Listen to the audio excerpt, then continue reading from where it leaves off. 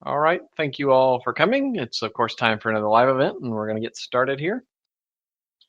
Give me just a minute. Alrighty.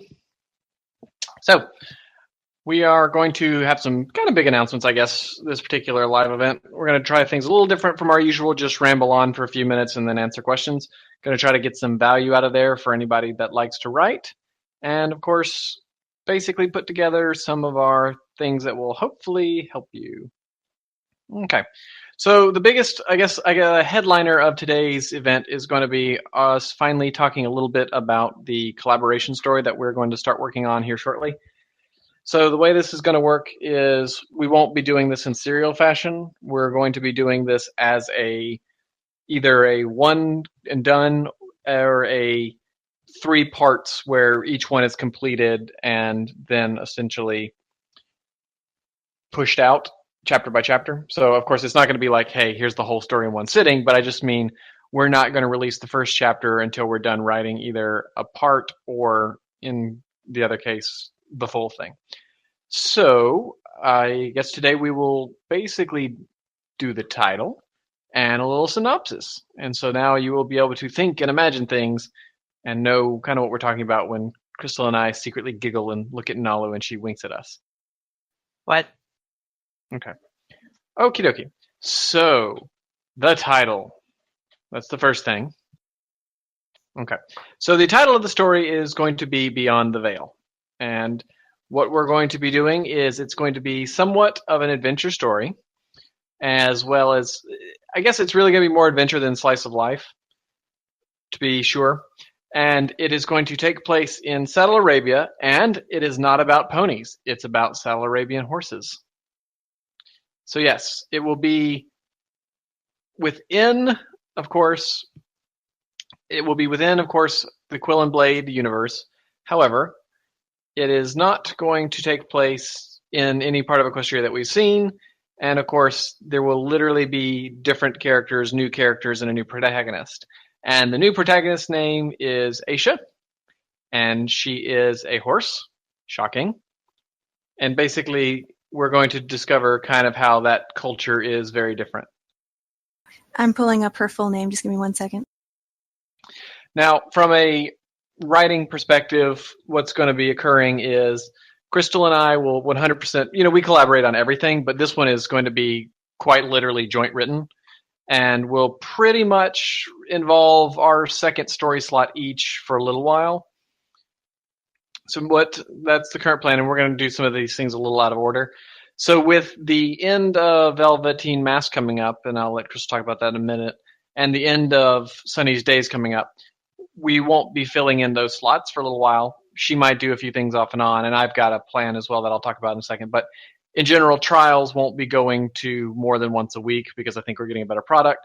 And she and I will be heads down working very hard on Beyond the Veil. So Beyond the Veil will be a 3-part story. We've been talking about that a lot lately with, how things are going in trial. I'm just informed it's a 4-part story and that she secretly added a part and I forgot. 4-part story.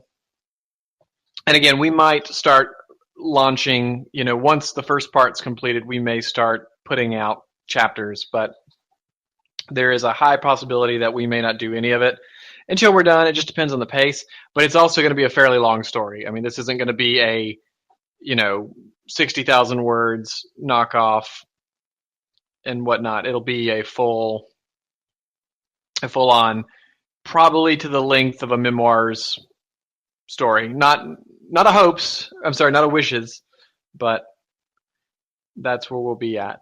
So yes, that is what we're going to be doing, and that is going to be the new story. So feel free to, discuss, think about, and that is going to be it. So let's move on to the next thing, which is, again, tangentially related, and that's going to be the end of Sunny's Days. So I did initially intend to do Sunny's Days as the 3-parter, a very long story, or rather a story that would have turned out very long. As I've been writing it, I've been enjoying it, but where I'm kind of going with it is it's going to be wrapping up soon. So I feel like chapter 30 is probably going to be it for Sunny's Days. Maybe I might do a 31, and I might come back as a sequel. But as far as that story goes, I'll be wrapping up Sunny, and very soon, I guess you guys can all kind of figure out where it's kind of going at this point, and that will be it for that, which will free up another slot for me, which again is going to be time to work on Beyond the Veil, and then also the new Azerite one-shot. So the Azerite one-shot is going to either be, a single long chapter, or I might do like 3 little chapters, but it's going to take place after Diamonds. It's going to take place before the time skip in Trials, and it's going to explain Azerite's new armor. It's going to feature a brand new wardrobe for Mr. Clockerson. It's going to feature some interesting stuff with Mr. Peepers, and of course include one entire scene devoted solely to Miley Hooves and Azerite. So as far as what the plot is, I'm going to keep that a secret, but I will say look forward to something that, other than the fact it takes place during a time where war has been declared, it is literally a ridiculously silly but canon story. So that is what's going to come up with Sunny Days and Azerite's new story coming up. So now we'll talk about the end of Velveteen Mask, and I'll turn it over to Crystal. So, as some of you know, my schedule has been a little bit wonky lately. I'm getting back on track. We are very much nearing the end of Velveteen Mask. The next chapter, which will come out this Tuesday, will be the climax that I have been hinting toward and teasing about. So that should be fun. I'm greatly looking forward to y'all's reactions.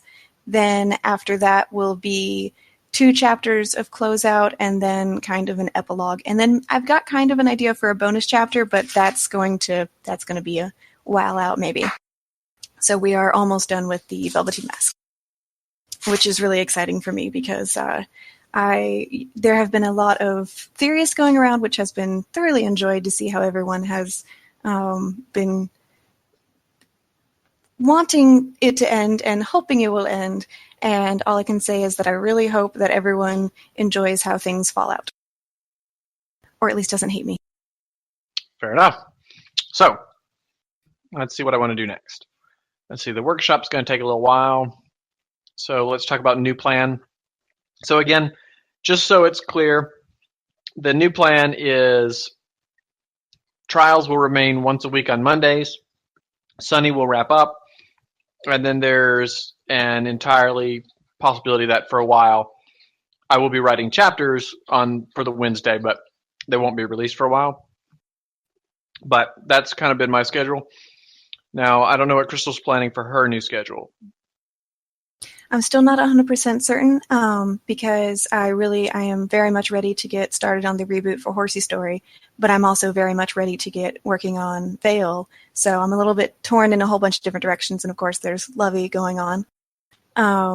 So I am probably going to just have a loosey-goosey schedule of I'll write the chapter that speaks to me that day instead of trying to hit I have to get a Hopes done, and then I have to get a horsey thing. I think I'm just going to kind of wing it, which may be frustrating for you all, but with how many stories that I want to write, I might just be torn on a different day where I've promised to write one. So I think, unfortunately, I'm just going to go with a loosey-goosey schedule. Fair enough. I'll still hope for and aim for 2 chapters a week, but I'm not going to guarantee which ones they are. Fair enough. So yes, so basically a big change, but for the better. All right. So that's the new schedule. Okay, so now I want to talk a little bit about the Quill and Blade RPG, and then we'll move into the workshop section where we will pretty much just kind of plan and kind of work through that and help everybody out. Okay, so Quill and Blade RPG. Since we talked last month, it has come an absolutely long way.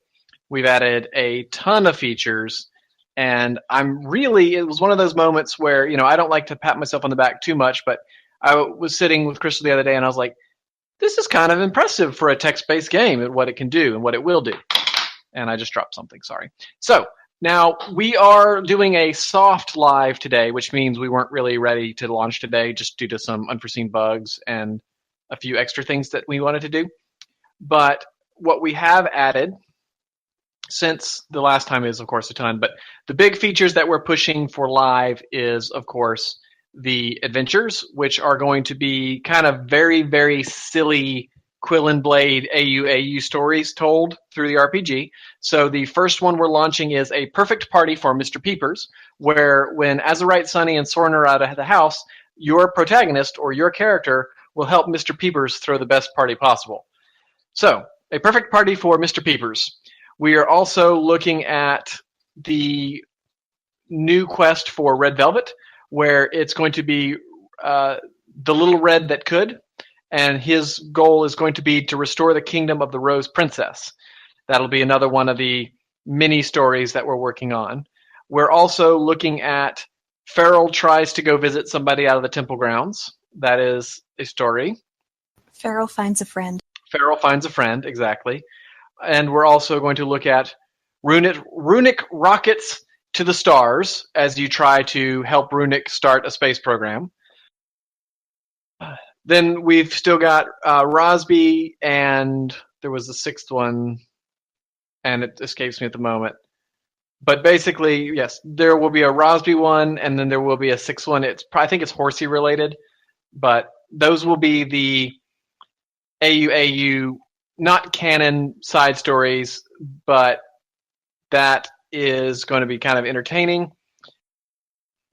And that will be part of the new adventure system in the RPG. So whereas today you do challenges where it's just a random challenge with kind of like an ad-libs kind of hilarious thing that results in some laughable, kind of shenanigans. I know a lot of people just kind of scroll through them real quick, but I still read them because they make me laugh. Adventures will be shuffled in with your random challenges, and pretty much they will be a progression, so you have to complete them in order. They will move through different difficulties, so from easy all the way up to what we call Nightmare, which of course is not out yet, but will be eventually out. And by completing them all, you will earn achievements and get some special items and whatnot. So there will be items available for doing the side quests that you can't get through the random, including things from Mr. Peepers and from Red Velvet that they will give to characters that finish that. Additionally, we're going to do a main adventure. So this is a story adventure, which we actually have not started writing on yet, but we will be launching it, and it will be a canon Quill and Blade story that will probably take place in the Memoirs Wishes timeframe, but we're not 100% sure on that. And we will be working through that. That will actually be canon. It will include and focus on the main characters of the story, and your character will be participating in that and doing something that actually, quote unquote, happened in the universe. We have no plans on that yet because we were just enjoying things like a perfect party for Mr. Peepers and Farrell finds a friend, but we'll get there. So that's the next thing. The other thing that we'll be pushing today after this meeting, we'll do a wipe and push again. That's going to be new logging, change to the item system that I think everyone will enjoy. It's going to expand prefixes and suffixes. We're going to add some additional items. We've changed how loot rolling works. Boons are out, which are now extra fun little bonuses, including some crazy ones. And that's going to be coming out as well. And then the final, let's see, achievements, boons, adventures. Yes, those are pretty much the go live features. And so we are hoping to do that by the end of the week. We'll see, just depending on our schedules, because we've got a lot going on towards the end of the week, actually. But we'll see where it goes. We may do one more wipe after tonight's wipe. So kind of play with care. We'll let you know when the last and official one is done. And then that's pretty much, once we go live, we won't wipe again. We'll just do rollbacks if we have to. But I think we've pretty much worked out all the bugs. And that's kind of where we're at there. So the only thing is we are going to continue to keep the RPG locked to patrons, at any level. So be it $1 or $100, we don't care about that. But our goal is to not have people in the community that just show up for the sake of playing an RPG. I mean, that's the thing. So with that in mind, one final thing before we get to the workshop. We've been kind of in the background working on a goal for this community. And basically, the goal has been that it's less of a chat room, less of a we'll call it, set of rules that you have to follow, and more of it is a community in the sense that this is a group of people that we worked very, very hard to kind of nurture and then have been very successful thanks to you all showing up and sharing yourselves. So we've wanted to feel less like just stating dictatorial rules and more like encouraging people to be a part of the community and work with it. As such, we are going to debut a quote-unquote new rule set today. But the main difference is, instead of in the past where we just throw out new rules, this is more of a new direction, a new plan, a new goal, if you will. So I invite you all to take a minute to look at that and kind of see, as it's not really up for debate, but that's pretty much our expectations from going forwards. And we hope that you'll get on board and that you'll feel that way. I think you'll find it familiar and much better and much more concise than our previous rules. But at any point, that's what we're going for. That's what we'll be using. And that's what we're kind of hoping to do. So we're going to let go less from a chat room, more to a community. Okay. So now we're going to do something a little different this time. And this is going to be a little different than what we normally do. So as always, you should feel free to put questions for the Q&A in the live event Q&A channel. For the workshop here we're going to be doing, please ask in the public chat. So it's kind of more like a discussion, if that makes sense. And, ask questions that are topical to what we're discussing. And we'll kind of go from there. So Crystal and I'll bounce this back and forth. I'll start, and we'll kind of go through for anyone that likes to write or just curious about our mindset. Okay, so a question that we get, I would say, a lot in the Ask Us, in the live events, or just in general, is, again, how do you guys make these great OCs? And, how do you do that? How do you make people want to see your OCs? And, that's a fair question, and it's an interesting one.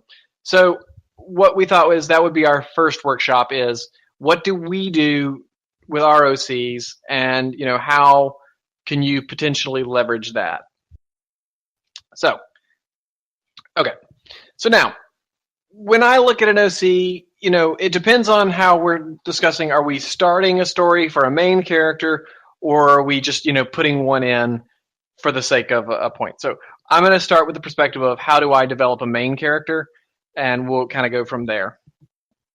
One of the things I think people do too much, on FemFiction, on Tumblr, and other places, is they put together these lists of how you know when you've made a quote-unquote bad character or a Mary Sue or a Gary Stu.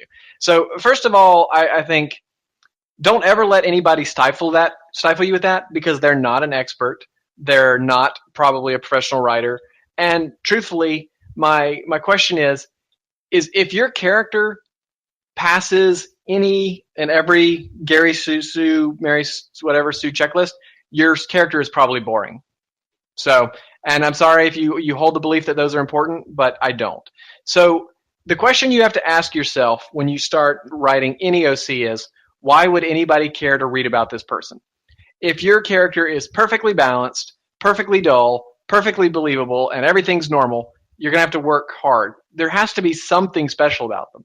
So, if you want to make a flat-out argument, Twilight Sparkle is completely overpowered, completely would fail every Mary Sue test you ever gave her.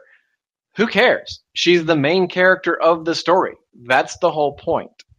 What they're really trying to get at with this is, if your character is so perfect in every way that there's no strife, no conflict, no challenge, then it's not interesting at all. That's the problem.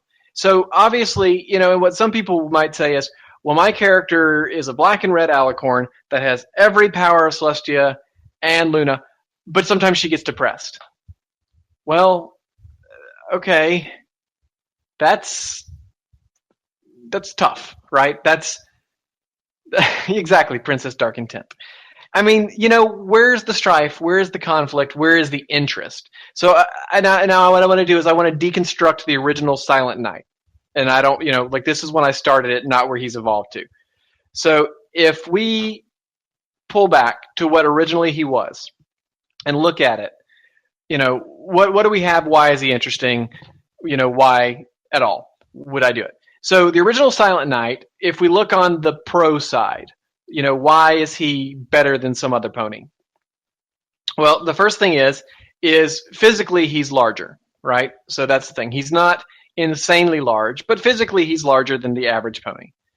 Physically he's stronger than the average pony, but not so much so that it's superhero. It's just he's better, in that physical fitness situation. Oh, there's Princess Dark Intent. The other thing is he's very, very good at guard work, and he's very good with a sword. So those are some of the things that works for Silent Night. Now, on the other side, and again, I think it's important to notice that I didn't try to quote-unquote balance him like a role-playing character with negatives, like by saying, well, he's very socially inept. I kind of, that's just part of, who he is. But that's the thing. So socially, he struggles. He doesn't really understand a lot of things outside his narrow life view and things of that nature. And basically, that's kind of what I look at. Why do we care about Silent Night? Well, he has an interesting, history. He has an interesting outlook on life. And mostly, he's a goof that we just cannot believe that anyone could be so dense and stupid. But it's fun and frustrating to read at the same time. So I think, the point of this, the first part of this is when you're looking at writing a character, you need to look at a character and say, can they be challenged? Can they be challenged in a way that's interesting to the reader that they can grow? So, if your character is Superman out of the gate, it's going to be pretty difficult to find things that can challenge Superman. You have to start making them up, like Kryptonite and bigger Superman.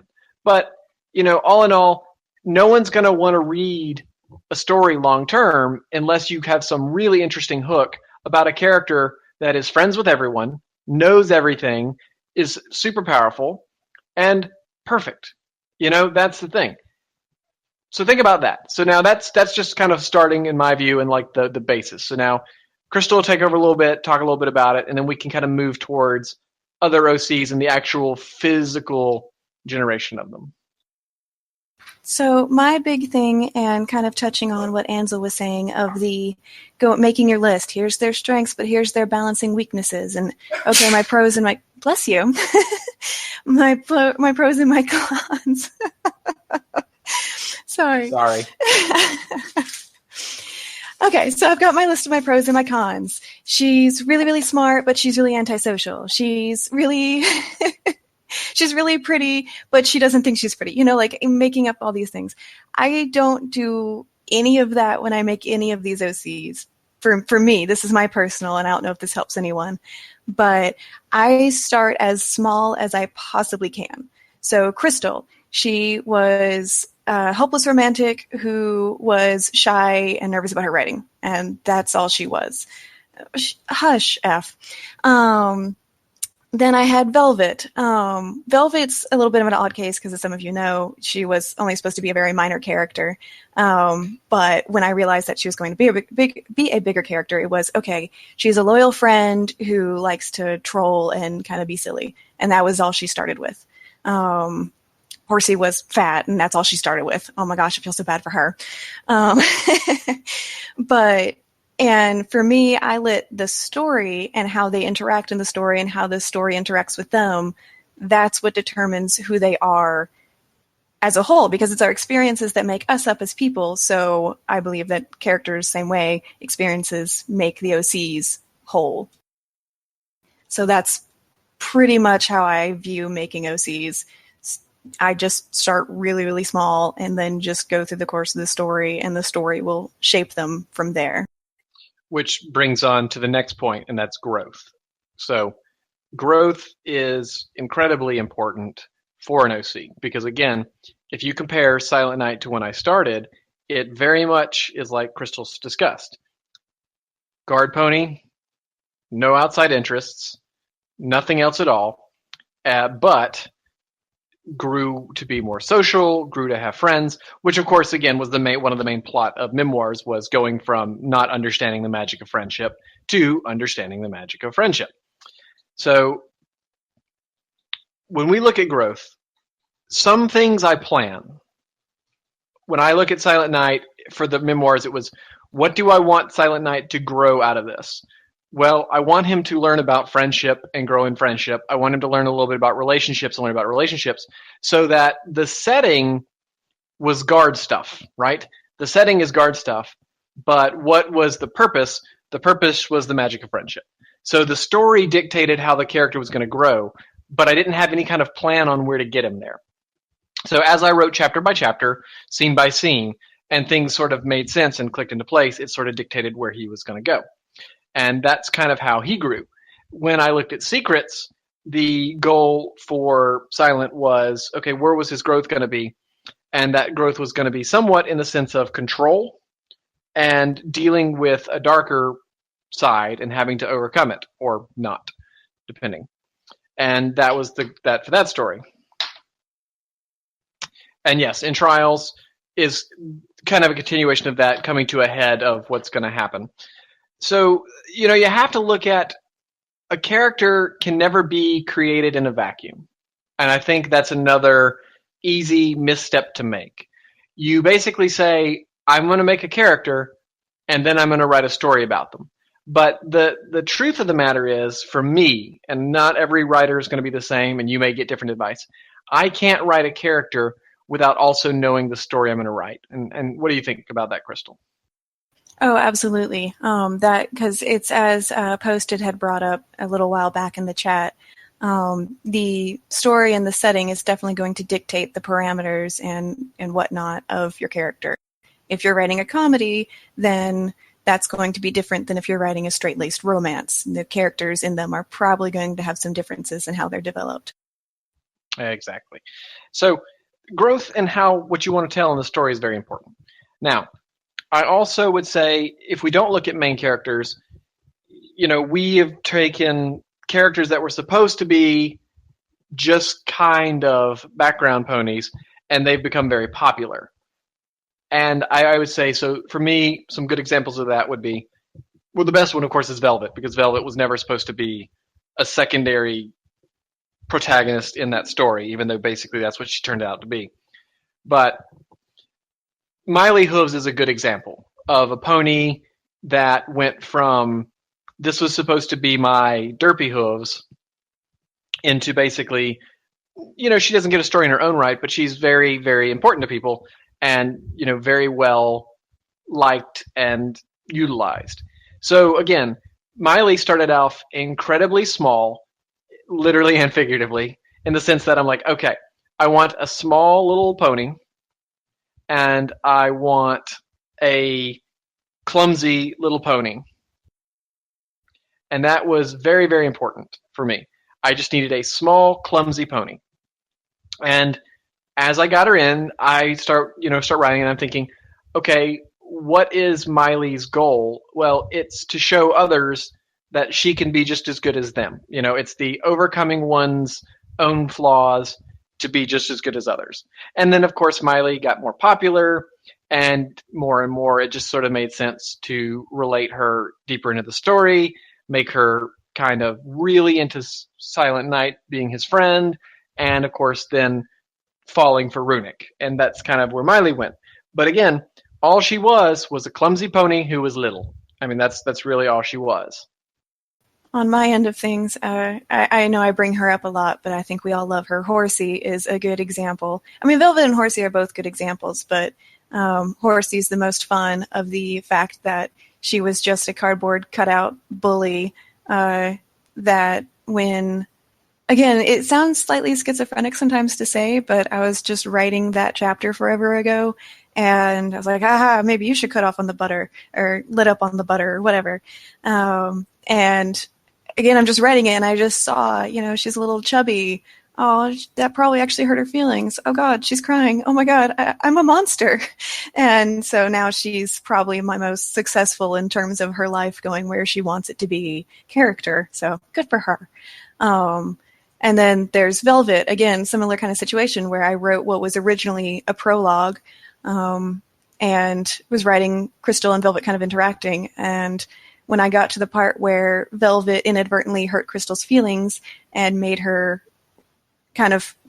she withdrew in on herself about her writing, I was like, there's no way I can see this sweet little filly that I have created for this scene to just walk away from that and to not do what she did, which was go out and find a book and read it and then shove it in Crystal's face. So don't be afraid to be a little schizophrenic and let the characters kind of go for themselves and see them as, little people that have these weird little lives inside your head. It's okay. It happens to all of us. Yep, absolutely. The other thing is, don't be afraid when you're working on an OC to let it just be itself. So one of the struggles that I sometimes find is when I'm writing a scene and I have a particular character in it, it might become clear that they would not necessarily act in a way that they're acting in the scene. And, this is where people talk about suspension of disbelief or breaking the mold or it not feeling right. It's because, again, your characterization has to be consistent with an OC unless there's a reason for it to be inconsistent. So a prime example of, being inconsistent is when we look at the evening of the summer solstice, Summer Sun Festival in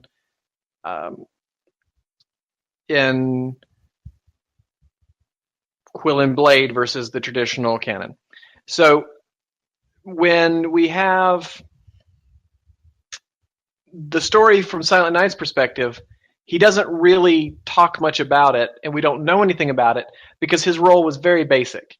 He went out into the streets, he made sure ponies got, into their houses, and that was it. And so for Silent Night, it wasn't a big night. It was nothing at all. It just wasn't important. So for him, as a first-person OC, it just wasn't important. It didn't come up. Now, when we look the counter to that, to what happened to Sunny, and I won't go too into detail on it, this is a very important night for Sunny, right? This is a very, very big deal. Sunny can see things and starts acting a little bit out of character, not too much, but a little bit, mostly in the sense from what she's hearing internally and the way she's acting kind of towards it. And as we see, as she kind of starts to succumb, her talking about Dolly and whatnot. So that's the sort of thing. You need to keep consistent with your characterization. So when I look at Sunny, Sunny's name is, of course, very much like her personality. She gets grumpy sometimes, she gets down sometimes, but in generally she bounces back, she's happy, and she's going to stick with things that way. And that's a very important thing. If she stops acting that way, it's very out of place. So when we see Sunny drunk and upset, we know something's very, very wrong because normally she would just roll it out, and move on.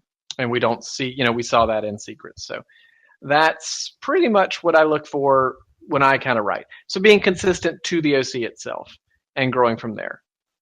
I guess one quick thought I kind of want to throw out there, especially true with first person, and I apologize if Ansel briefly covered this.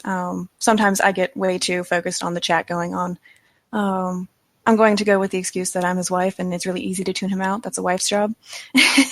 But no, really what I want to say is not just with first person writing. You can still write a character's tone even in a third person, I feel like. So when I write wishes and hopes, I try to write from Crystal's way of thinking. So I might be a little bit more flowery sometimes, especially with her older chapters, more introspective.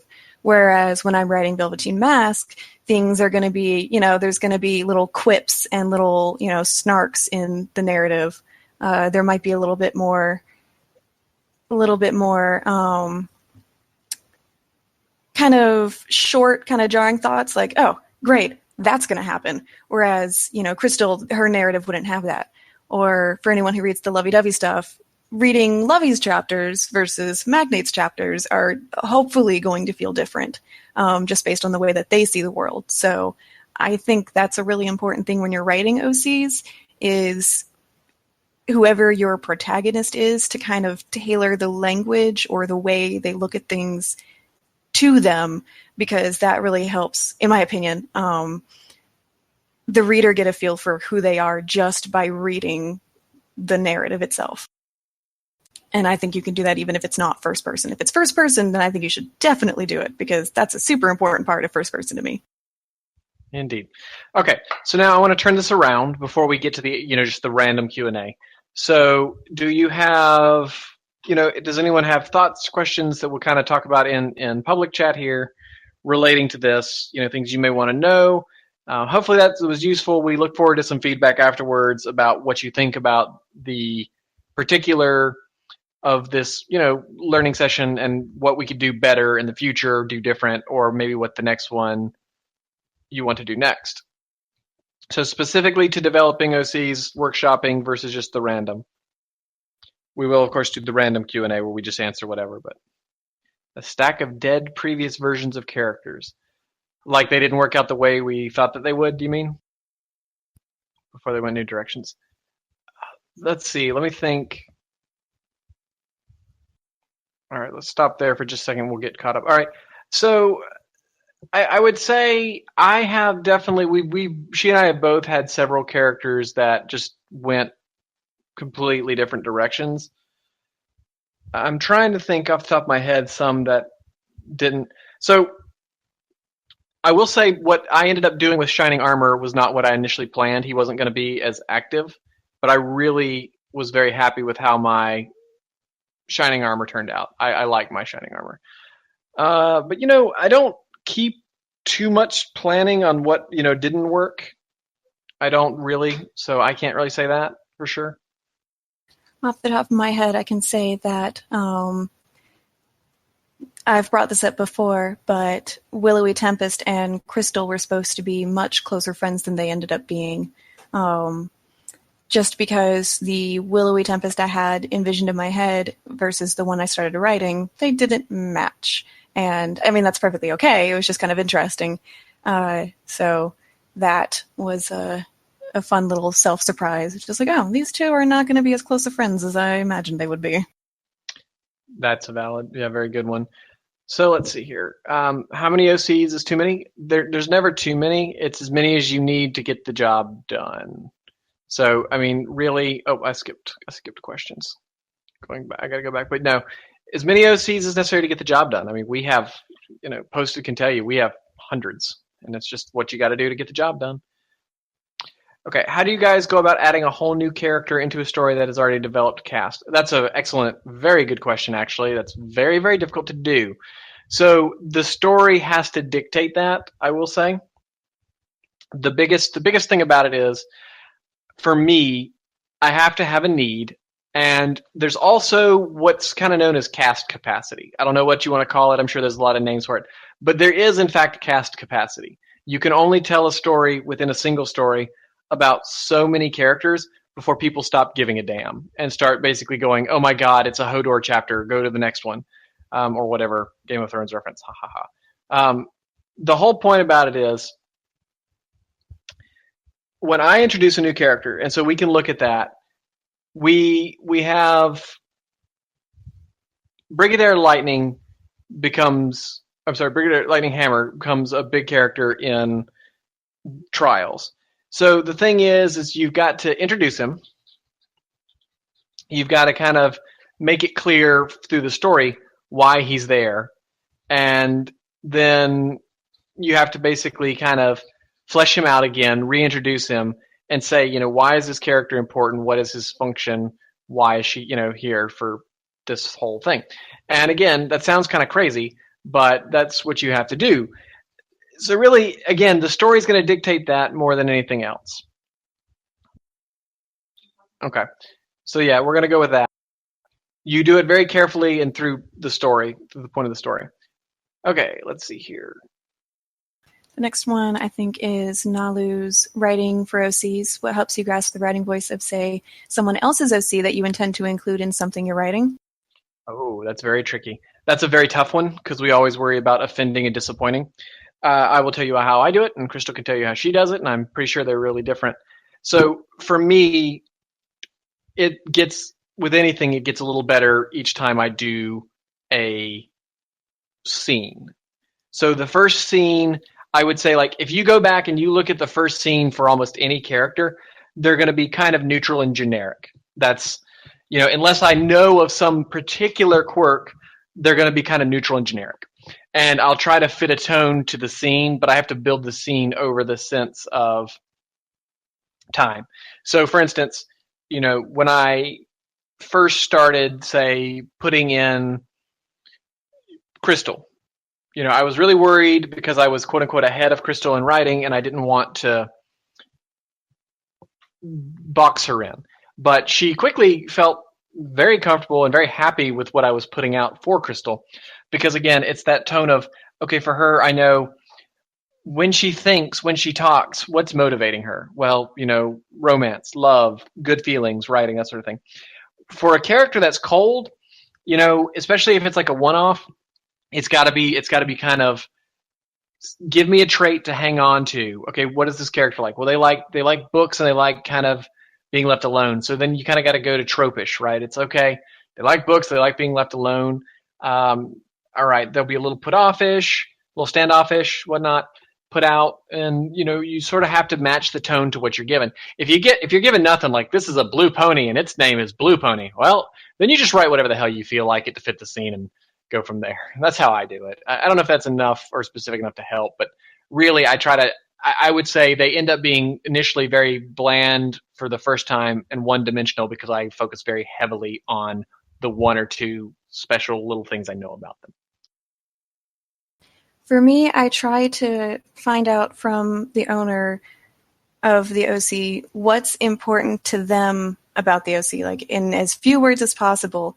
Why is that character special to them? So when I started writing Painted Wave, Nalu, the snarky sass, the doesn't really let ponies get away with saying the things that they say, and puns. Like those were the big things that I was given with to work with. And I was very happy with how the initial meeting at the art gallery came out with Painted's sass toward the, art connoisseurs.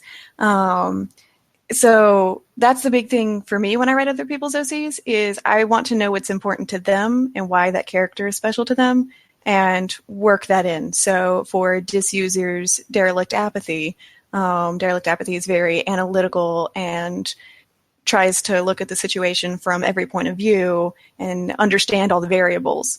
So that's why when Lovey met Derelict Apathy, I had her, going into the therapist mindset of, okay, asking the questions, analyzing her, prying, okay, love lines, what are love lines, and things like that. So that's how I try to go about it. I try to figure out what's important and focus on that. And then eventually, the more I write them, the more they'll kind of develop and grow, or they'll stay true to those cores, depending on what those cores are. So far, that has seemed to work. So far, people seem to be happy with how their OCs turn out. Excellent. Okay, let's see here. Scroll. Hodor. Honey, did you realize what you were doing when you said Hodor? No. Okay, that's what I thought. Don't know, don't care. Half the user list is triggered. Yep. Don't know, don't care. Let's see here. Okay, so really, Good no job, real honey. other questions. What's that? Good job, honey. Thank you. Okay, well, let's move on to the Q&A.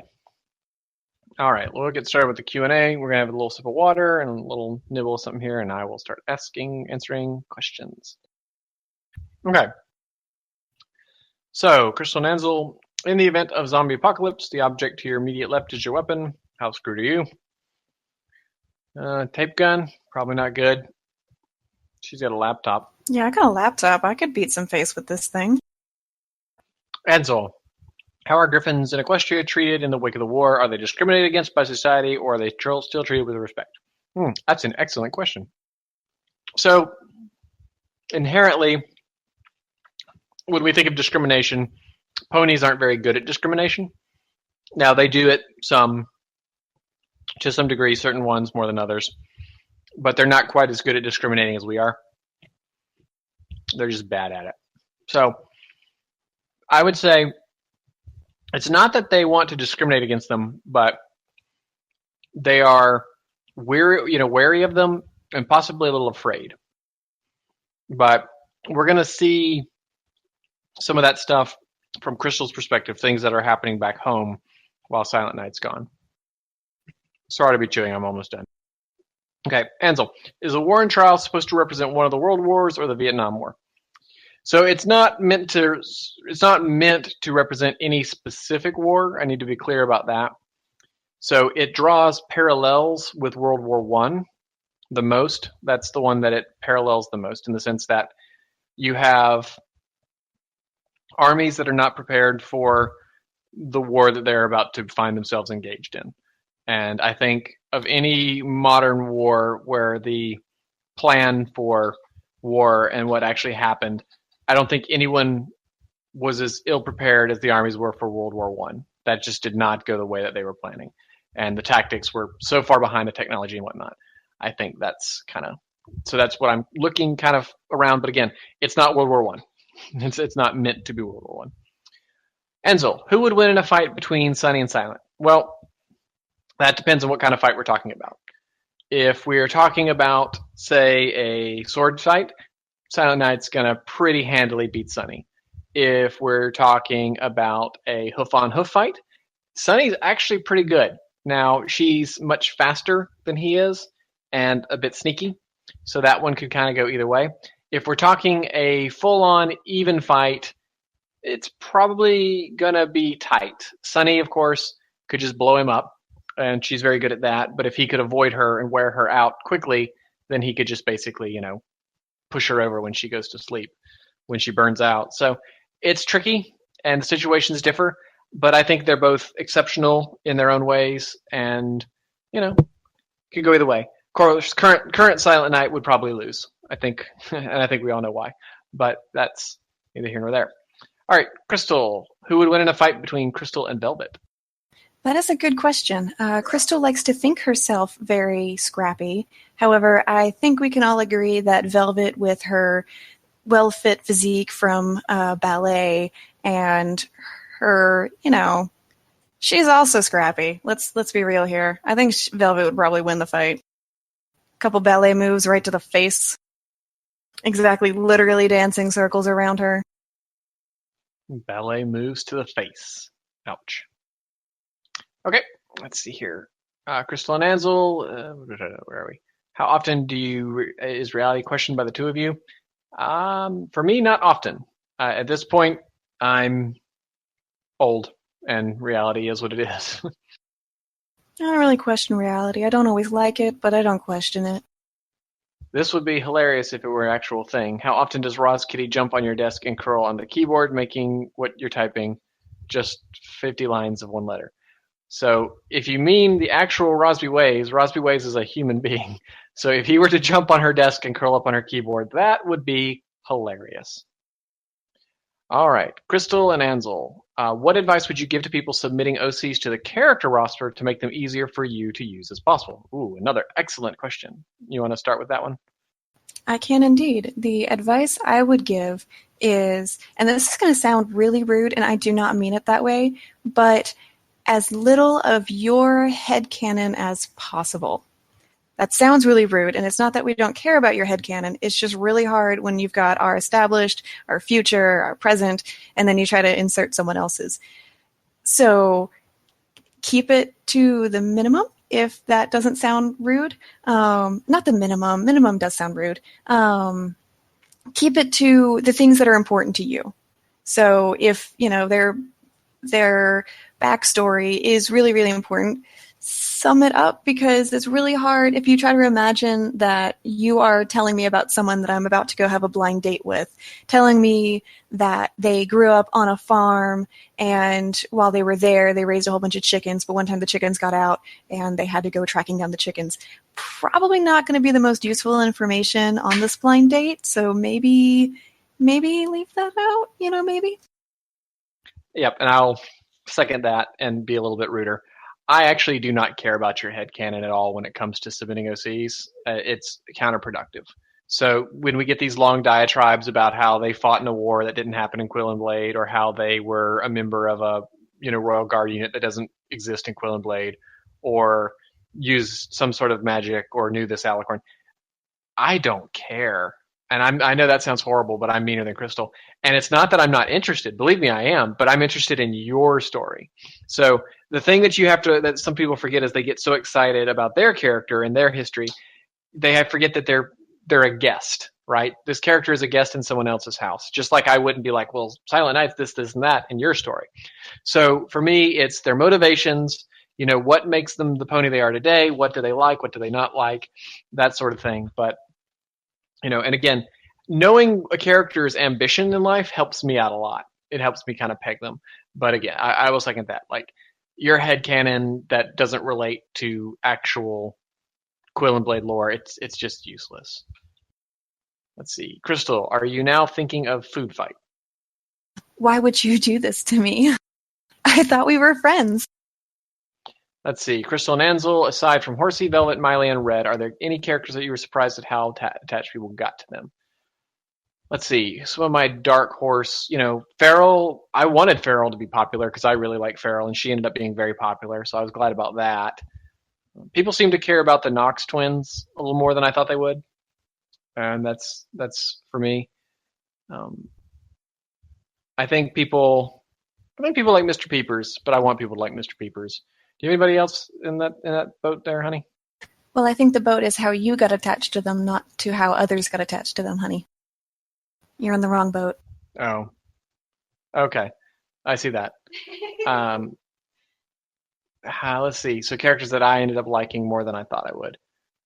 Well, I do love Mr. Peepers. I'm not going to lie. I really love Mr. Peepers. I love Mr. Clockerson. I think they're both very, very, very strong characters. Let's see here. Ones that I kind of got attached to. I'll be honest, I got attached to Div. So Average Amazing Me's character Div, I really got attached to Div. I like the way I write Div. I like the way Div comes out. And, I had the benefit of, I read some of Average's story that included Div so that I could get some perspective of Div, which made him even easier to write and fit even better because of the personality. So Div would be one. Mr. Clockerson, Mr. Peepers. That's another couple of them. Again, I get Shining Armor for me. That's my biggest one from Memoirs. I really like my Shining Armor, and whatever ego that comes with that, I just really like my Shining Armor. Okay, folks, maybe y'all don't realize this, but I'm in a live event, so stop sending me messages. No, I'm just kidding. Okay, I'm not good at multitasking. So what was the question? Okay, it was that we got attached to, not realizing it. Okay, or not expecting to. It's a good question. I'm really attached to Golden Pants. We will learn more about her in Hopes, but I am very attached to her, and I hope you all will learn why. I did not expect that to happen. She was supposed to be an antagonist, and gosh darn it, she wormed her way into my heart. Which is why she now takes heartworm pills. Oh, come on. TMI. Okay, let's see here.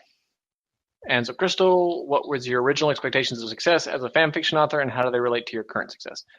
My expectations of success were 0.0000 repeating. I didn't think anybody would ever read my story, honestly. No plans for this.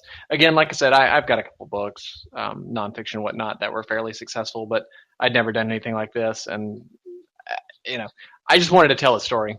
That's what it was. So it was, I think the only reason why it worked out was passion for the story, passion for the character, and mostly just consistently putting it in people's face until they just finally were like, fine, I see this stupid thing update every week. I'll read it. Oh, this isn't half bad. So, and let's see. How do they relate to our current success? Again, the fact that I'm in here giving a talk to 30 people just blows my mind. And Crystal's experience may be a little different, but she took it a different path. Okay, I'm trying to think of how to put this. Expectations of success. That's a high bar that I never set for myself. I pretty much planned for Witches to be like a 20-chapter story that maybe a couple people would read, and that would be it. The fact that this is all happening is legitimately unbelievable to me. And if you had told me that this would happen in the past, I wouldn't believe you. Like, there's just no way anyone's going to care enough about the little stories that I write in my spare time to actually want to listen to me talk and ramble about how people want to read the stuff that I write in my spare time. It's actually pretty awesome. Okay. All right, Crystal and Ansel, how difficult was keeping the legendary idea beyond the veil a secret? That was hard. And even though we haven't even started like fully writing, we just wanted to do that for this live event to interest people and to finally be able to start talking about it a little bit because we were sick of keeping it a secret. And so this was born out of Crystal's head, the initial idea. And she'll tell you that story. All right, children, since you want to hear me ramble, I will ramble for you. So Ansel, myself, and a friend of ours were driving down to Augusta, Georgia in my car. Normally we take Ansel's car. Instead, we were taking my car.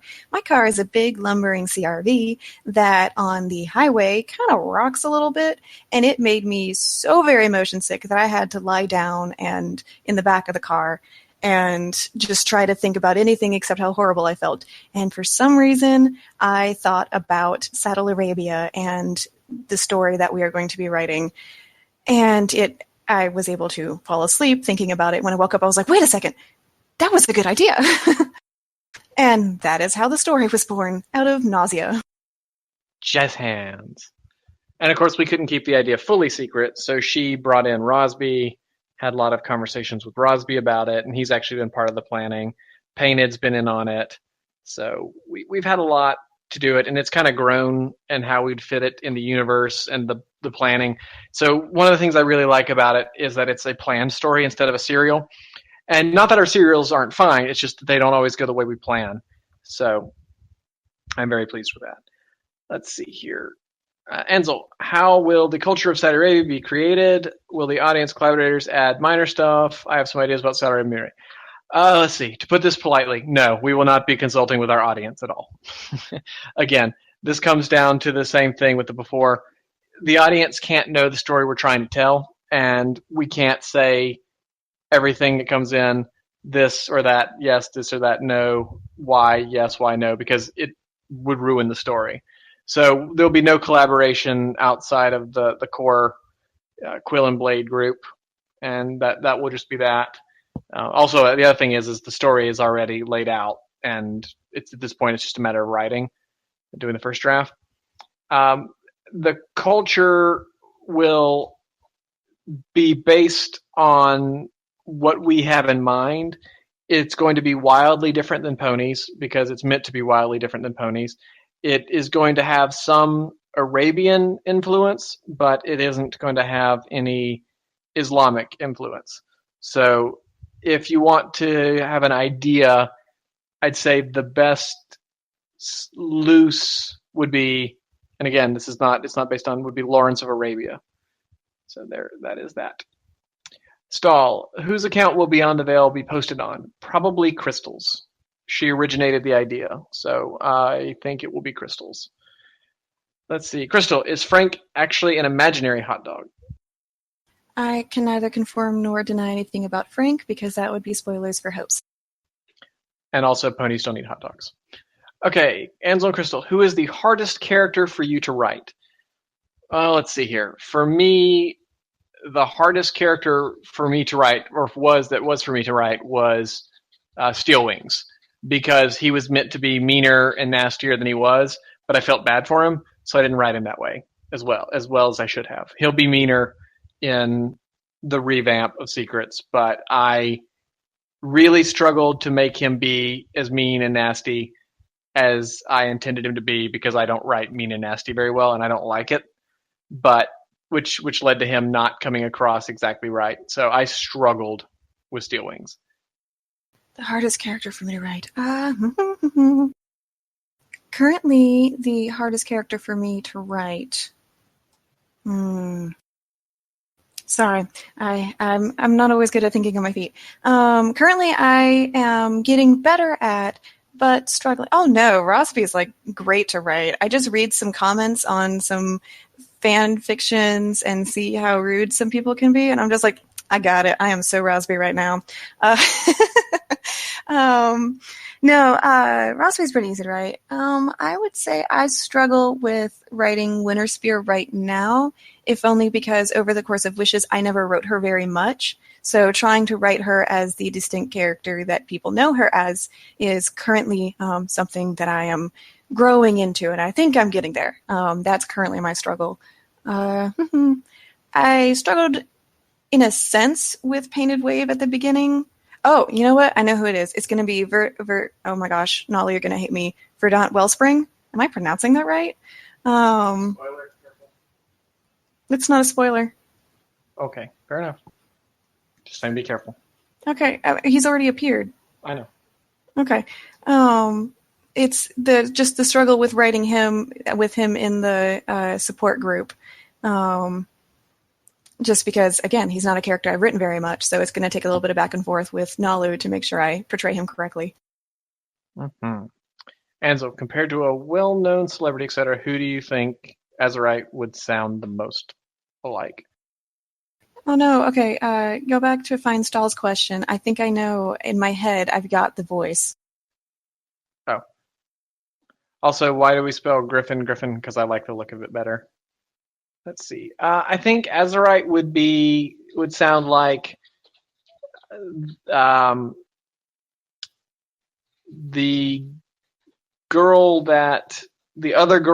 second girl that they added into the cast of Big Bang Theory. Not the main girl, the second one, the scientist girl, but not the one that Sheldon dates. I don't know characters. Okay. Oh, I was going to say, in my head, I hear, if anyone watches Vines and whatnot, Megan, what's her name? Megan McCarthy, she's the blonde that sounds like a little kid when she talks. Yes, that could totally be Azurite. There's the one that slays me. I'm trying to find it, where she's trying to order something. It's like, no, I don't need to talk to my mom. Yep, that would be Azurite. Okay, let's see here. And Rosby wants to know, is someone recording this? Yes. I think we have a couple recordings. All right, let's see. Do we anticipate political controversy with the new story? No, and if we get it, I will crush it violently, because that's just stupid. If people read a story about Arabian horses that have nothing to do with modern politics and decide that they're going to kick up some fuss about Iraq or Afghanistan or anything, then they're going to find themselves on the outside of the community. I'm just not interested in dealing with that. They're not going to ruin a perfectly good story because of something that happens in a real world that's far worse. Enzo, will we see some Tumblr and Silence OTP in the near future or not? Not as sexual partners or anything. That was love for your battle buddy. And stallions can do that, and it's not sexual. That's just how the world works. Double standards. Let's see. What was the most intentionally funny OC name you have seen submitted? Ooh. Hurry to the website so we can see. Yeah, I'm not sure. I have to think. She'll look that up. I'll move on. And what is the most obscene? We actually haven't had any obscene OCs. Not really. We've had ones that are like, again, it's I don't name names and I don't shame people, but I can think of one where, again, someone wrote, it was about, let's see, their description and everything turned out to be, I want to say 1,200 words of this long, rambling backstory of everything that had ever happened to the character, none of which could have possibly have happened in Quill and Blade. I mean, it included guns and invasions and aliens or something, and I'm just sitting there going, I cannot work with this. There's nothing I can do. And again, it's not that I'm not interested, it's just it can't fit this story. And again, I'm not going to name names. All right, let's see here. Ansel, how did you make Mr. Peepers such a perfect character? Well, that's the thing about Mr. Peepers. It's not very hard. He doesn't talk, so he just has to have a few little quirks to him. And he's a straight man to Azurite's crazy, just like Mr. Clockerson is the straight man. Azurite's the crazy one, and Mr. Clockerson and Mr. Peepers are the straight man. Although we're going to learn a lot more about Mr. Peepers here shortly. All right, let's see. So, Crystal, Runic and Ansel OTP. Discuss. I don't think Miley would like that very much. I don't think Krista would like that very much. Velvet might like it. She thinks Stallion's kissing is hot. Ansel, will you ever make a spinoff where Runic is the main character? Probably not, because Runic is shared a shared OC, but not my OC. And I also think that Runic is the quintessential amazing side character, because going back to the OC topic, Runic breaks certain rules in the sense that Pinkie Pie breaks rules. So for instance, Runic can fly all the way up, as far as a Pegasus can fly, freeze over, pass out, and fall all the way to Equestria and be perfectly fine. Meanwhile, if Silent Night were to fall off a building, he would splatter everywhere. Runic can blow himself up repeatedly and walk away from it. Whereas if ponies have explosives tossed on them, well, not necessarily a good thing. Runic can somehow sneak himself onto a warship on a foreign country and just wander off, and that's okay. So the thing about Runic is he's an excellent comedic relief alternate character, but I don't think he would work very well for me as a main OC, because I couldn't. The story would be either too ridiculously silly for me, or it would ruin Runic. So I don't think so. Let's see here. Oh, okay, hold on. Okay, first I want to say I'm looking through characters that have been submitted for the cameo call. I'm not seeing any that are intentionally comedic names, but I did run across one that actually belongs to someone who is listening right now. Peppy Step is Stalls, and I think that is such a cute little name. Oh my gosh. Okay, and then also Tev says that I know, isn't that adorable? IRL Runic and Ansel. Yeah, I could see it. I mean, the pictures from our wedding day, the two of them holding hands, they look like a cute couple. I could ship it. Let's see. Rosby asks, what are the chances of your stories ending in a kill them all scenarios born from frustration?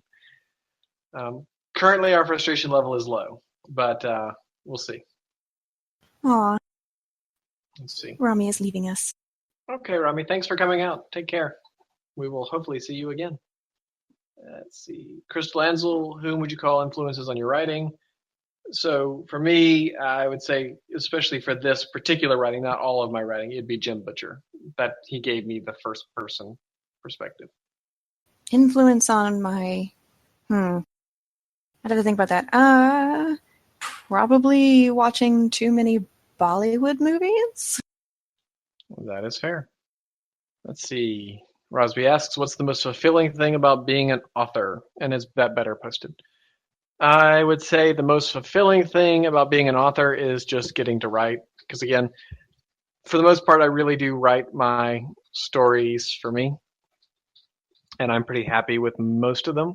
So that's a big deal. So that's what it does for me. How about you?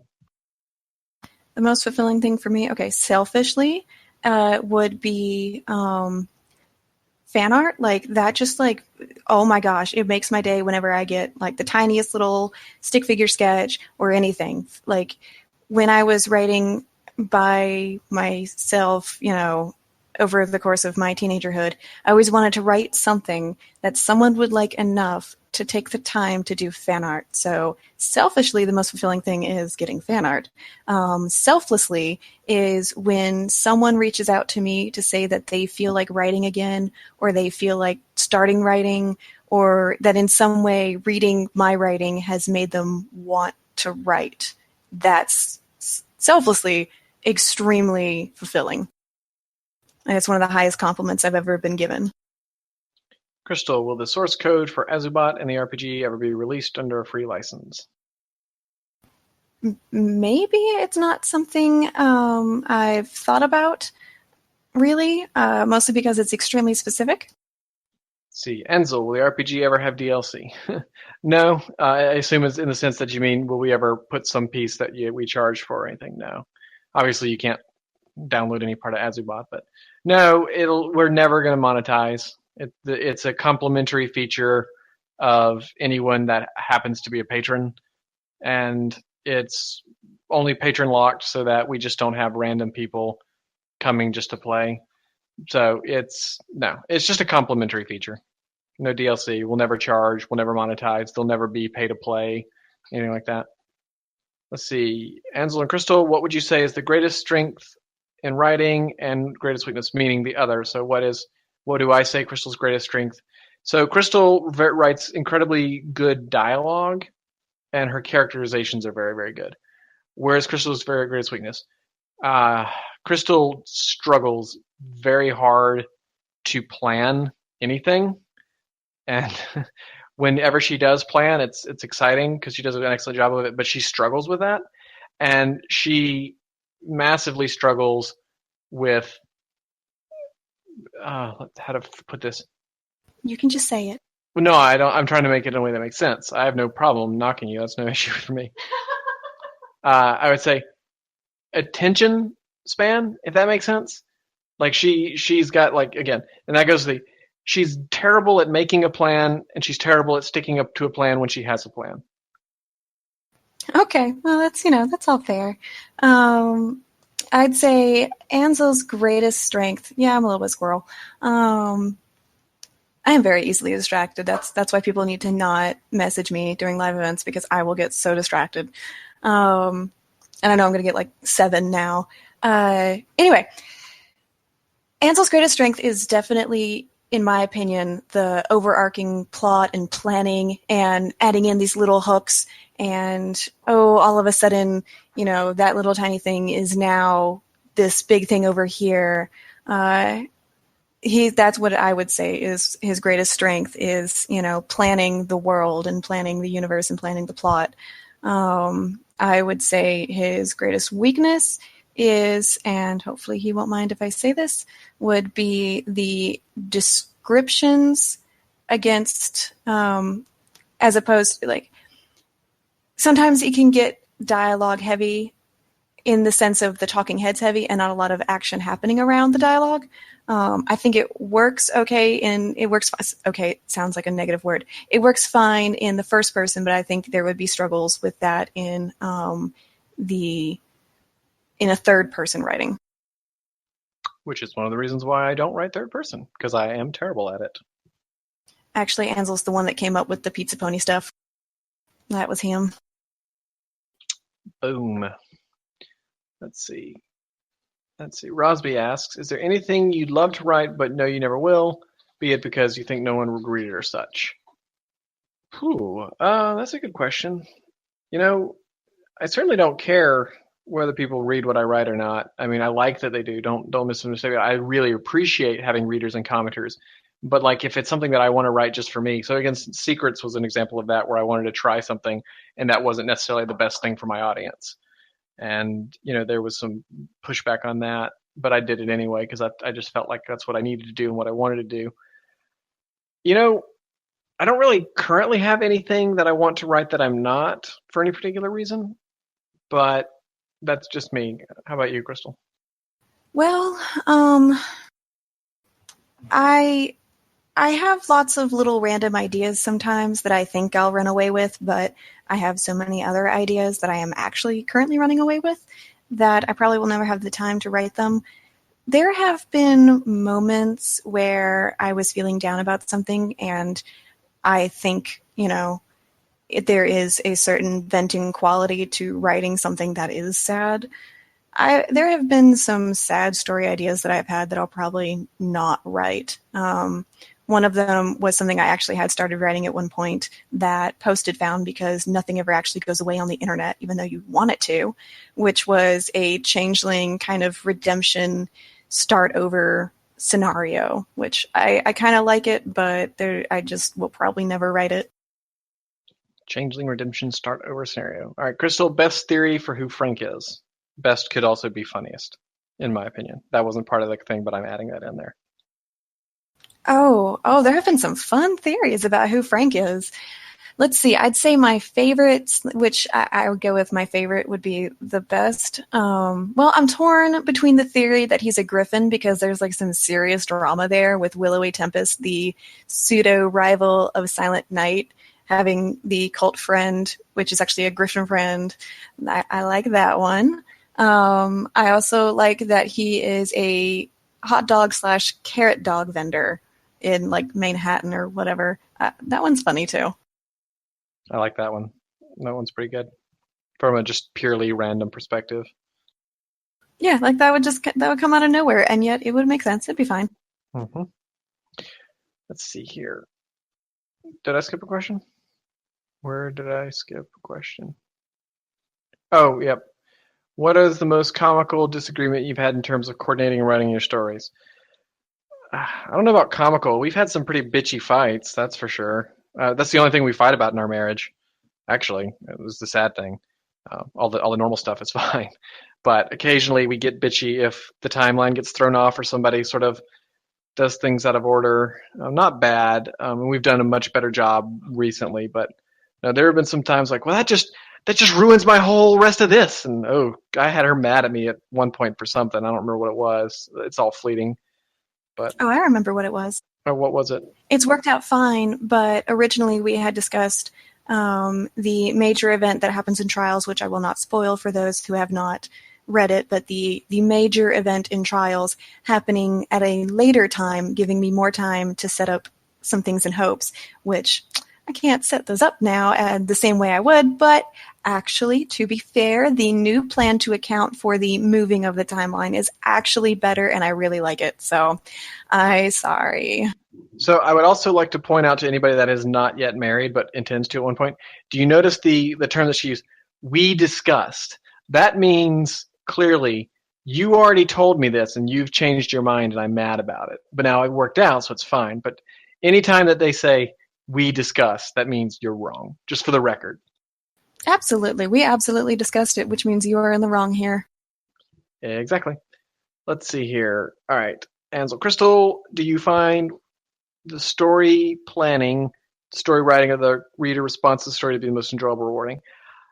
Okay, so for me, I would say my least favorite thing is writing, which is kind of funny for someone that writes.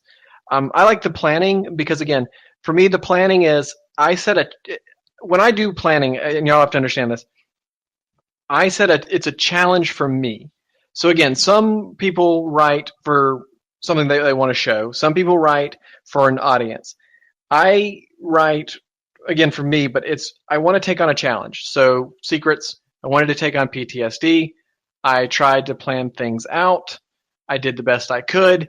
Then I tried to write to it. So planning's my favorite, and seeing the response to my ability to execute on the plan, not so much the story, if that makes sense. And I know it might not, but I want to see me doing the planning and then how the plan was executed. That's my favorite part. How about you, Crystal? Ooh, I'm a big fan of reader responses. I mean, I know I tell other people I'm the biggest hypocrite on this. I tell other people, write for yourself. Don't worry about, if people comment or whatnot. And yet, when I post a chapter, like, I just sit there and refresh and hope for the comments and wake up in the middle of the night hoping that there's new comments. So I'm a huge hypocrite.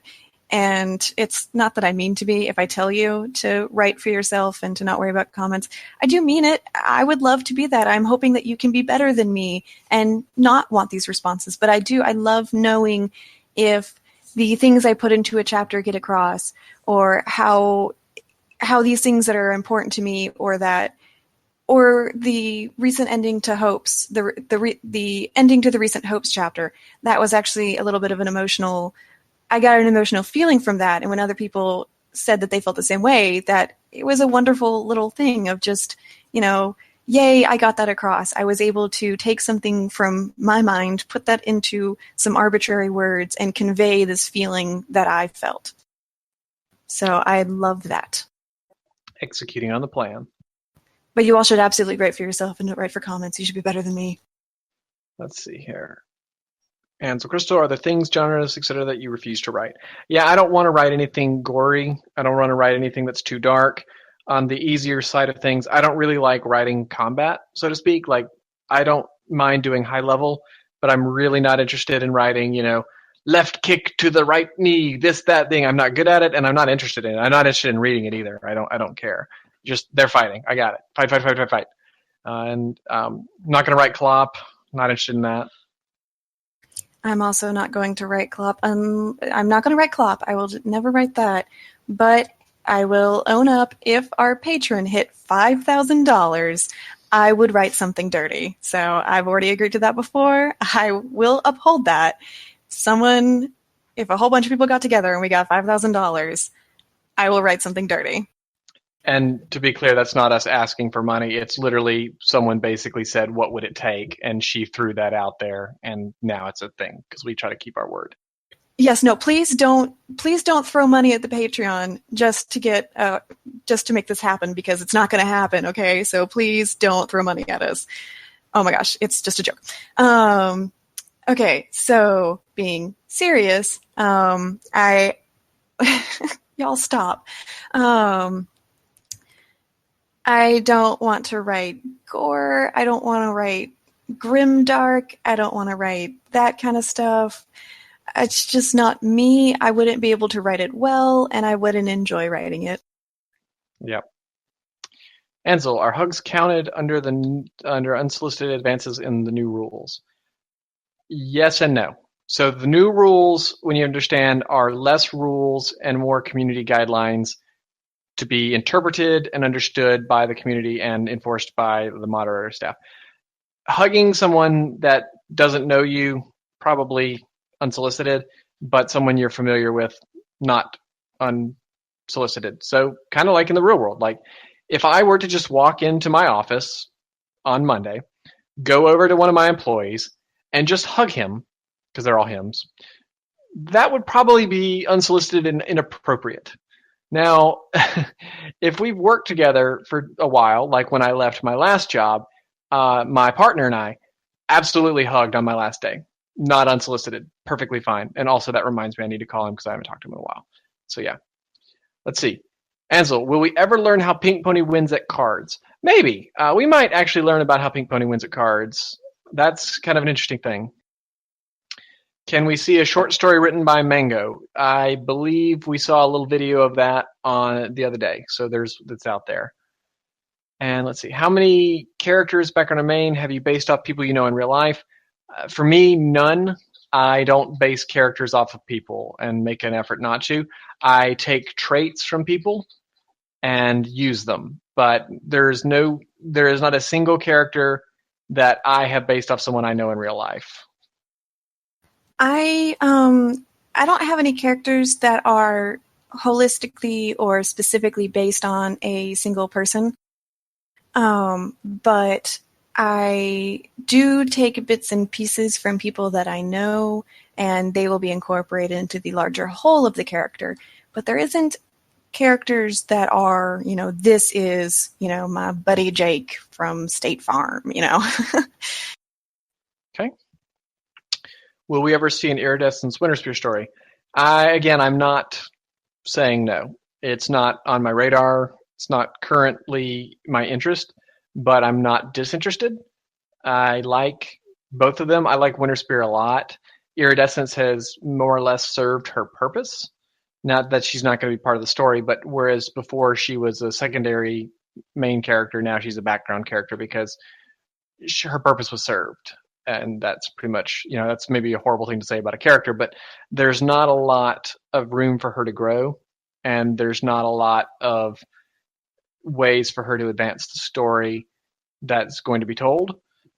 But she is actually going to appear more in Hopes than Trials, would be my guess, just like Winterspear is. But we'll just have to see how that plays out. See, Ansel, is Painted Wave armed with a paintball gun? No, Painted Wave, assuming we're talking about our Painted Wave, is only armed with a sharp tongue, the sharpest of tongues. Crystal, since you posted the red fic on FimFiction, are you planning to post the other fics? I am thinking about it. I posted the red one, the Red Velvet one, because I love it so much, and there are people who haven't read it. I'm like, how can you not read this magnificent thing? One of the best things I've ever written. So I decided to post it because I felt like if you are someone who hasn't read any of the Quill and Blade stories, you could still enjoy it. It doesn't, because, Red's a foal. He's not looking at the world and thinking about it at the large spectrum and the universe and whatnot. So it doesn't require the universe knowledge to read it, I don't think, or to enjoy it. Like the lovey-dovey and the mirror pool one, I don't think that works as well standing on its own. So I'm not too sure that one will make it over. We'll see. It's going to be on a case-by-case basis. I'll probably like tweak some of them to be more standalone because I don't really want someone coming in from that entry point and just being like, I can't enjoy this. I have no idea who these characters are or what's going on. If that makes sense. Crystal, how do ponies use typewriters? Are there typewriters?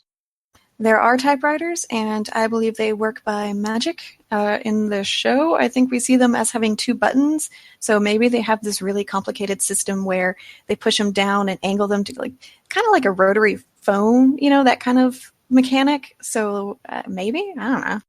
Get creative. Use your imagination.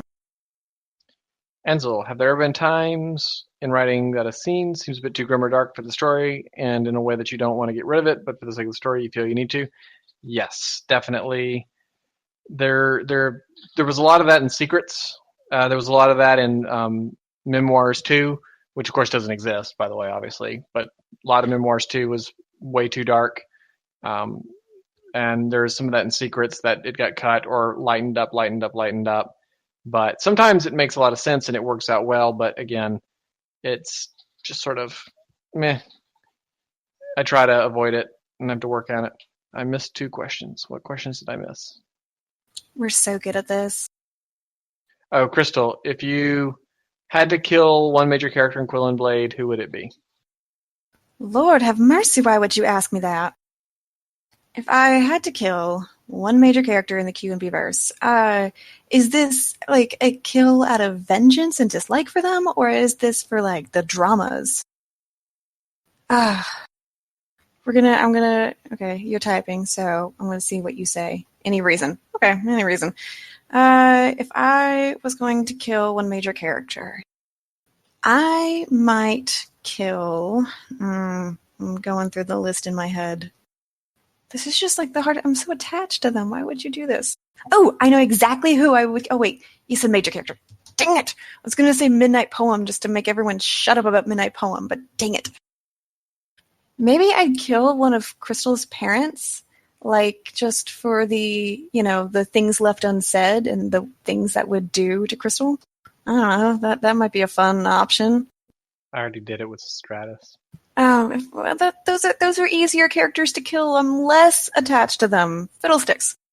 You're fine. Maybe I'd kill. I could really, really screw with people and kill Sunbeam, and then everyone would be like super upset. I wouldn't even read the universe anymore. Let's see here. Does Silent Night World Spice? No. What? Just everyone's reactions. I love it. Yes, I would kill Sunbeam if I were going to kill a character just for that reaction. What color is Pink Pony? She is pink. Ansel and Crystal, Romy's gone. She asked a question and then left. Which of your characters, Romy, I hope you can listen to this on the YouTubes. Which of your characters are most fun to write about, and what are your personal favorite moments of your stories? So for me, my most favorite character to write about 9 times out of 10 is Azurite.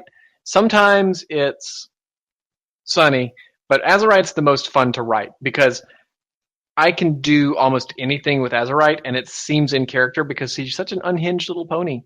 And so one of my favorite moments, I like a lot of the random things that Azurite does, particularly when she got trapped in her office under the deluge of paper and was wiggling her hooves to be helped. I liked that. I liked when Miley Hooves was on the chandelier. I liked when Azurite saw Pink Pony for the first time. A lot of times I like the banter between Silent Night and Feral. I think that's good. Let's see. So to make everyone happy again, I would say one of my favorite characters to write is Sunbeam, and that's why I will not kill her. I'm so sorry, everyone. My personal favorite moments, so please stop crying. With going off of Sunbeam, I pretty much, I would say it was when Sunbeam was telling the story of how she and Pepper Ridge fell in love, and Pepper Ridge walked into the room like a sad, dejected little puppy, just like, oh, is that really true? I thought I was a stud. I love that one. I also love when Canterlot was under a royal wedding craze, and Crystal and Velvet were buying some of the merchandise stuff, and Velvet grabbed the plate and was like, I want to eat off their faces, their regal royal faces. I enjoyed that one. Let's see. Will Rosbay talk? I don't know that Rosbay can talk. Rosbay is traveling. Can Rosbay talk? I don't even believe he is in the channel. Then no, Rosbay can't talk. He's traveling. Let's see, Crystal. How does Crystal view Griffins after the war? Well, the war's still going on. I believe that is what we call a spoiler question. How does she currently view Griffins, based on where she's at in Hopes? Oh, well, fine. You're making me answer. She is going to have a little bit of struggler. Sorry, I read painted saying spoilers. They became one word in my head. There's going to be some struggling with not associating Griffins with the danger to her husband's life. So I think we can extrapolate how she might struggle with that. There you go. Okay. Has Mango ever actually permanently erased or altered your writing? Permanently, no. She has never permanently changed my writing. She has definitely temporarily changed my writing. Same. She has she has affected Ansel's writing more than she has mine. She's always jumping on his desk. She doesn't love me. Bird butt. Let's see, Ansel. Crystal, if your stories were not as popular as they are now, would they still have made trilogies? It depends on, I guess, the level of popularity. Half as popular, probably quarter as popular, probably eighth, probably. I mean, I don't know. I just like to write. I really do, and I enjoy it. So it's one of those things. If I have one or two people reading, I'm probably happy. And especially with the community we have now, like if it all went away and we just had the community that we have, like the 20 people or whatever, I would totally be okay with that. That would be perfectly fine for me. I am on the other side of things where, it makes it kind of hard sometimes to write other stories versus Wishes and Hopes where, that'll get like 30, 40 comments, and say Lovey-Dovey where it gets significantly less comments, or Velveteen Mask where, again, there's, comparatively less comments. I know that some people must hate me. Oh, you're saying significantly less comments. I can't even get a comment. Well, I'm very sorry, but I am spoiled, okay? Wishes and Hopes have spoiled me. So that's definitely a motivator for me. I probably Wishes would not have gone on as long as it had if, no one was really commenting. Okay. Let's see here. Enzel. Will there ever be any stories outside the QMB universe in the future? I don't want to say no, because again, no is a finale type answer. I cannot foresee it for me anytime soon, because I am the kind of guy that doesn't like change in a way. Meaning, let's say, for instance, when I find something I like, so like I like My Little Pony, Friendship is Magic. Let's say season 7 is crappy and season 8's like the most horrible thing in the world, and they're still limping along. I would rather have crappy episodes of My Little Pony that are new than no episodes of My Little Pony, if that makes sense. So I really like our universe, and I like that I don't have to start from scratch and that I can do all these things. So I'm not saying I won't write something outside of it, other than like AU, which is just really a twist on that universe. I don't have any intention of any time in the future doing non-QMB stories. It's possible that I might write side things, little like minifics and whatnot, because I've promised Ephemeral a Sombra Chrysalis shipfic, and that's going to happen once I find the time to write it. So that'll be outside the QMB universe. So I might write, side things just for fun and for crack and whatnot. But as far as main stories go, I can't super imagine it because I have so many ideas, I can't even count them, of things I want to write in universe that I don't know when I'd have time to write things out of universe. Okay, let's see here. Crystal Ansel, if you could give one side or background character in the show a larger role in the show, who would it be? I would like to know more about what, the creators think that Derpy does. really, but that may also be in the same sense of runic that it may ruin Derpy. And I'd like for her to go back to just being Derpy. And, just don't use that voice that was completely condescending, but just call her Derpy. How about you? I would like to know more about the 3 flower mares. I find them funny in that ridiculous way. So I would like to know more about why they are so ridiculous. And also how they met. Okay, Crystal, considering a recent anime, will Red Velvet be a total Livius and get Oh his my own... lord. I don't even know what this is. Oh my lord. I have plans for Red Velvet that I think you will like. That's all I'm going to say. But yes. Alrighty, and Thumper asks, have you considered posting the Azu source code to a GitHub? I haven't... Oh, you. I haven't considered it, but I haven't not considered it, if that's an answer. Mm-hmm. Ansel, who is actually in control of the universe? Well, I mean, we coordinate very, very well together. I guess if you want to look at who's in control of the larger planning, it's definitely me. So the main plot and or whatnot is all done by me. But obviously the finite control of, say, the story Crystal tells is not. So I guess me, but I mean, it's not a dictatorship. See, Ansel, have you had to build a new room in the house or backyard to hold all the comments the Crystal hoards? I don't. There's no need to store them because I devour them. There you go. It is an instant sustenance. What is the worst thing Mango has done to one of your computers? Thankfully, to our computers, not much. Right? Has she ever done anything? No, she's not really bothered the computers too much. I mean, other than her natural fluff dust getting in them when we have to clean them out. I'd say the worst thing she's done destructively to our household was we had the kitchen of our previous house had a wooden banister railing thing around. It was like a really thin bar that went around the kitchen, and she tore that up. Like there was no saving it from her beak, and you could not get to her fast enough before she ripped some out. Yep. She hurt the gasket in the dryer too. Oh yeah, she did that as well. And she chewed some door frames. Yep. Yeah. She'd go flying and she'd land on top of the door frame, which of course is a very thin thing, so she would just catch it with her beak and dangle there and wait for someone to come save her. I kid you not. Let's see here. All right, Crystal, have you ever gotten so angry that you screamed or cried over a comment? Oh yes, that has happened. There have been comments. I've not screamed. There have been times where I've had to walk away from the computer and just go sulk on the couch and just not talk to anyone.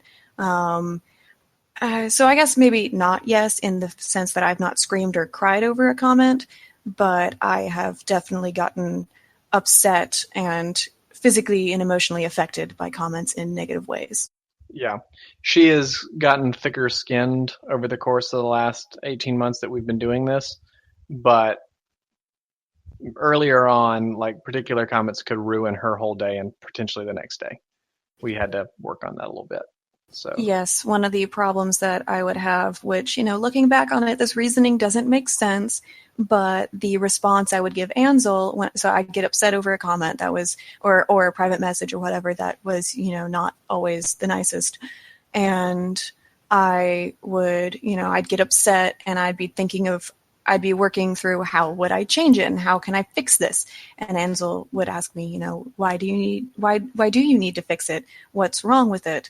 I was like, well, this person, something has to be wrong because this person wouldn't feel this way if it weren't true. I have since learned that people are capable of being differently opinioned than me, and that's okay. Yes. Let's see. And Crystal, if you wanted to write a character with anxiety, how would you portray that aspect of your character? How would I portray that aspect? Well, the way that I assume the fair way to respond is that the character would probably experience anxiety the way I experience anxiety. So it would be very much in the way that they think and internalize situations it actually might be a little bit of a tricky situation because something has to happen, and then the character would have to internalize that and be thinking about it or perceiving it in a somewhat exaggerated way and taking things a little to heart, which honestly that may be not very fun to read. So I guess we'll go with Velvet is the way I would portray anxiety in a way that I can still write and not lose people's interest. Okay. Let's see. Who are some of our favorite bands or artists? I love the Beatles. I love Frank Sinatra. I like Michael Bublé. Lately, though, I've been listening to a lot of Postmodern Jukebox on YouTube. I love, let's see, it's hard for me to pick specifics because I listen to a lot of orchestral dubstep when I'm like really needing to focus on work. I also love Michael Bublé. I like a whole bunch of different genres, and I'll listen to just about anything. Yeah. For me, I like people that can actually sing and actually play an instrument. You know, other than like the basically things that aren't on the top 10. Okay, Ansel, top 5 favorite cameo characters for you. Oh, putting me on the spot. That's gonna be a little tough. I don't know. I personally would have reservations about answering that, just because someone may feel that because we did not pick them for our personal top 5s, that their cameo was then not liked by us, and I don't really want to make anyone feel that way. Yeah, I think that's fair. Yeah, I'm gonna take a pass on that one. Okay, so thank you everybody. I think this was a very, very good. Yeah, go ahead, Stahl. We'll get one more in. So while Stahl's putting that together, I want to thank everybody for coming out, and this was one of very highly attended ones. So if you guys would like, drop your suggestions for what workshop you'd like to see in the live event queue next time. So anything that you might like to see there, just put there. Also, correct me if I'm wrong, but I believe, are we in a new quarter? No. No? No. But go ahead and share go ahead and share Painted's work. Next quarter starts, let's see. Because if I thought this July, was... as soon as July okay. rolls around. So go ahead and share. Silly J's get me so confused. So here is, I will just do the link to where we're hosting the Seasons of the Quarters, because we've technically had the past 2 come out all at once. Back to back, because we had trouble with the first one. Okay, so if I had to choose a character of mine to feature in the show, who would it be? And this is both. So that's tricky for me. From Arrogance, because I like him so much, I'd really love to see Silent Night in the show, even if he barely talked. I don't think he'd be the best for the show, actually, though. I don't like, as far as like actually fitting into the actual show, he would be a very poor character for it. But as like a secondary background pony, I think he'd be fine. I think Sunny or Azurite for me would be ones that I'd want to actually be featured in the show. I think Azurite would have a lot of fun with the main 6 and would be workable in the show. And that's for me. Crystal's character is different. I think Horsey would make a great background just waitress at, Clover Cafe / Haut Savoir. So my vote is for Horsey. She would be perfect in the background of the show. She doesn't even have to say anything, and I'd be so happy. All right. So again, everybody, thank you very much. I really do appreciate the level of attendance this month. I mean, it's been stellar. I thought we had a pretty good discussion. So if you have ideas that you want for the next workshop, go ahead and pop them into the live channel. Just leave them there. We'll pick it up. Again, the channel's public, and we do very much have our new set of community standards that we're going to follow. And of course, we'll have some new and exciting things for you next month in July. That will be a scene of the quarter, so there will be things to suggest for the scene of the quarter. And I think that'll go very good. And again, and I'm going to agree with F. We had some really, really good questions. And no, it will not be the weekend of BronyCon. It'll be the weekend after BronyCon. And on that note, though, I'm going to call it good because I've been staring at the screen a little too long. So y'all don't have to go home, but I can't stay here. See you all later. Bye-bye, Ansel. I'm going to drop out of the chat because y'all can't talk anyway, but I will be in the text chat if anyone has any questions that they're now regretting that they didn't ask and whatnot. I will possibly answer them, depending on what they are. But thank you all so much for coming out. Really appreciate it. This one was fun. I don't know what happened differently from before, but this one was a lot of fun.